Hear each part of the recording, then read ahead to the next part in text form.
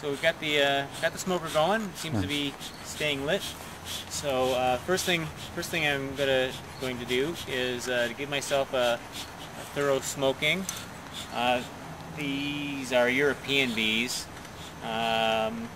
which are quite docile, as opposed to the African bees. If this was a colony of African bees, I wouldn't attempt to do this without my veil in place.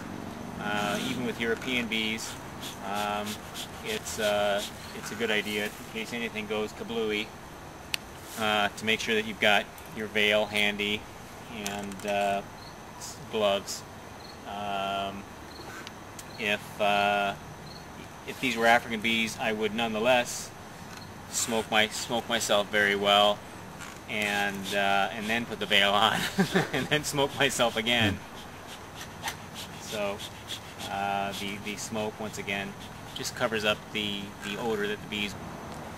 Okay, so I'm going to apply a bit of smoke. In fact, I actually have applied a bit of smoke, and normally you'd want to wait about a minute for the smoke to take effect, so the bees start eating the honey and weighing themselves down. So we'll just point out a couple of things in our little mini apiary here.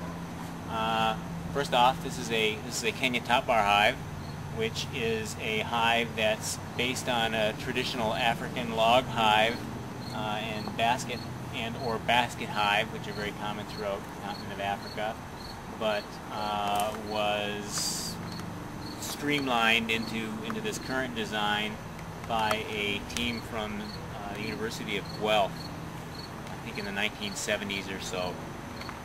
And I'll point out a bit more of the features as we get inside, but you'll notice that maybe if you can come around and look on the side here, it's got slanted sides so that the inside would appear to be like an animal trough, and the outside, normally you wouldn't cut that to fit the same shape, just because if you just put on the square ends like that, it gives you a firmer base if you're putting the hive on a stand. This particular model has a couple of stretcher handles which facilitate carrying the hive if you need to, and this hive has a pretty good amount of weight on it, so it's been doing its job and bringing in lots of pollen and nectar. And see, we've got a tin roof here, which will keep the rain out from between the cracks of the top bars.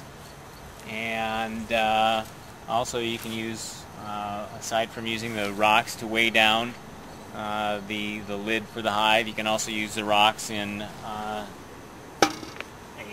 watering device, such as a bucket here with a brick or stones in it, that the bees, when the weather is hot and dry, the bees can collect water, which they'll collect and use to cool down their hive.